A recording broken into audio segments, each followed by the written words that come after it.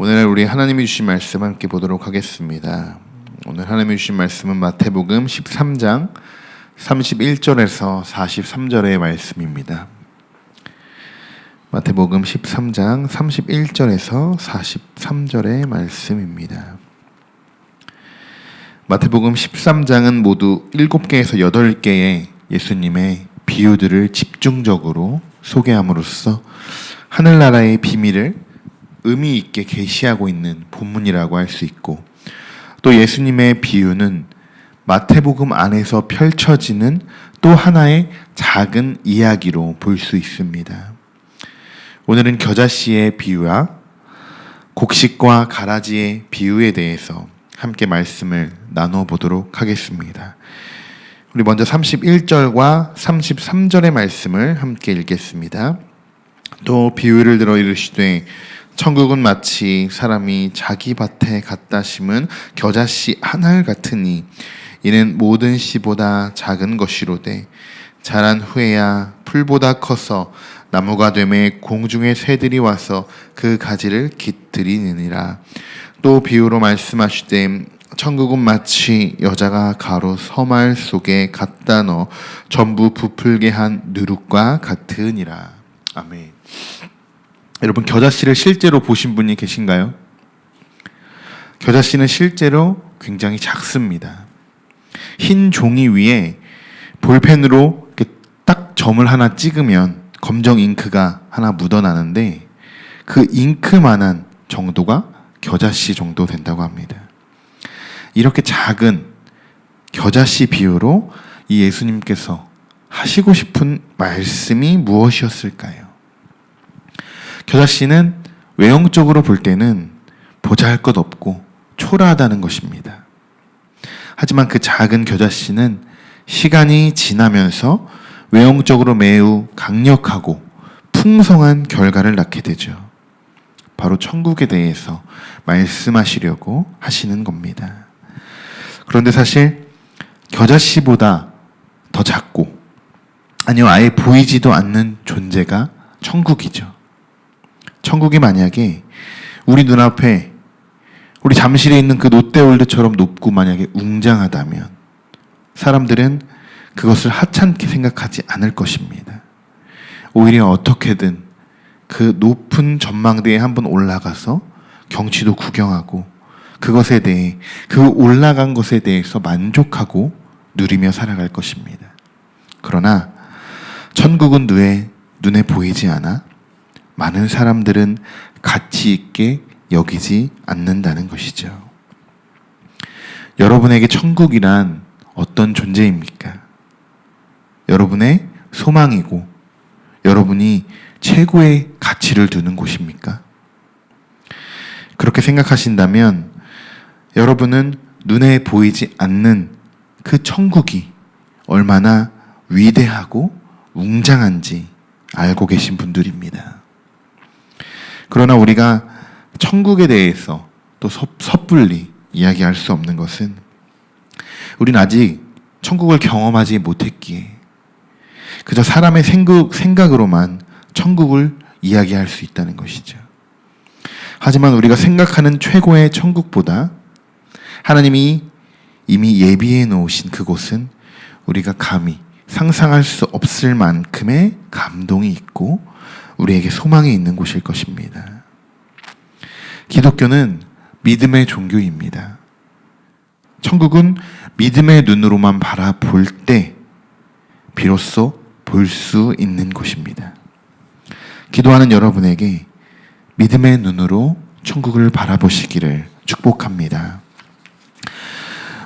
예수님은 이어서 누룩에 대한 이야기가 살짝 나오게 됩니다.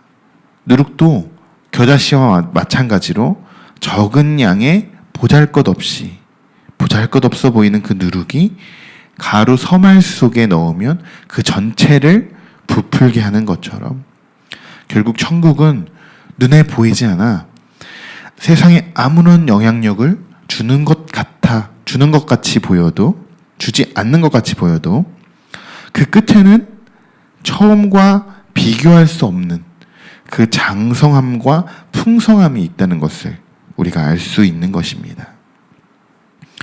우리가 예수님을 영접했을 때도 사실 이와 비슷했을 것입니다. 우리가 예수님을 믿는다고, 예수님을 내 안에 모신다고 우리는 고백했지만 막상 내 안에 아무 일도 일어나지 않고 평소와 나의 모습이 동일하다고 느끼면 우리는 예수님의 능력을 부인합니다.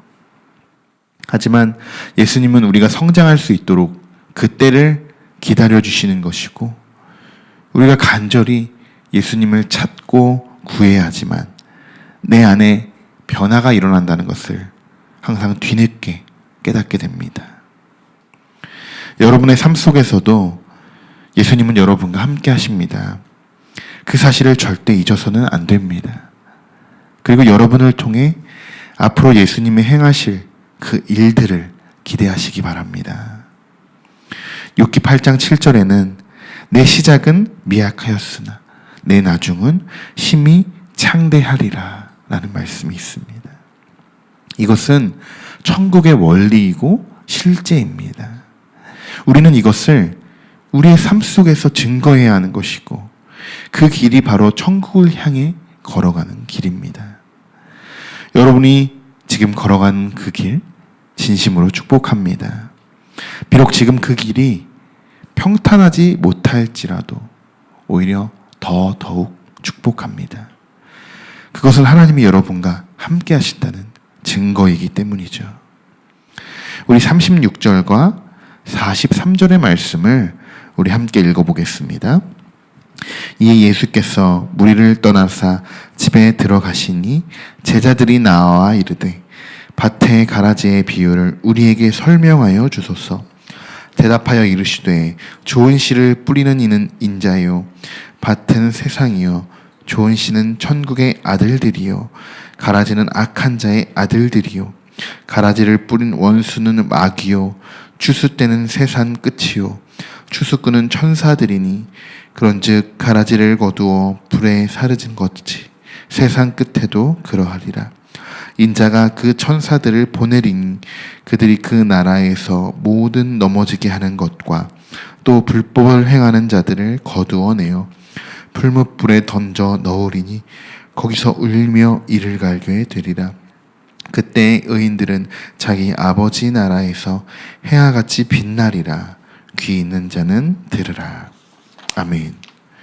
제가 청년들과 수요일 저녁마다 제자훈련을 하고 있습니다.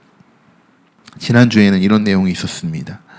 우리가 살고 있는 이 시대는 두 가지 형태의 부흥이 있다.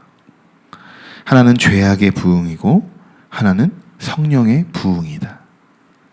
이 두 가지의 부흥은 동시에 빠르게, 아주 빠르고 뚜렷하게 성장하고 있다라는 우리 예수님의 사람의 안에 있는 내용이었습니다. 저희가 방금 읽은 이 말씀 안에 죄악의 부흥과 이 성령의 부흥, 그리고 그 결과에 대해서 정확히 보여주고 있습니다. 내용을 보시면 우리가 잘 알고 있는 말씀이지만 처음에 똑같이 씨를 뿌리게 됩니다. 좋은 씨를 뿌리는 사람도 있고 가라지를 뿌린 사람도 있습니다. 이것은 천국의 자녀들과 악한 자의 자녀들이 서로 나뉘어서 구별되어져서 살아가는 것이 아니라 같은 공간에서 공존한다는 뜻입니다. 지금 우리가 살아가는 이 시대가 바로 그렇죠. 추수할 때가 되면 곡식과 가라지는 확연하게 차이가 나게 되죠. 가라지의 최후는 어떻게 되나요? 39절과 40절의 말씀인데 한번 다시 읽어보겠습니다. 가라지를 뿌리는 원수는 마귀요 추수 때는 세상 끝이요 추수꾼은 천사들이니 그런즉 가라지를 거두어 불에 사르는 것 같이 세상 끝에도 그러하리라. 아멘.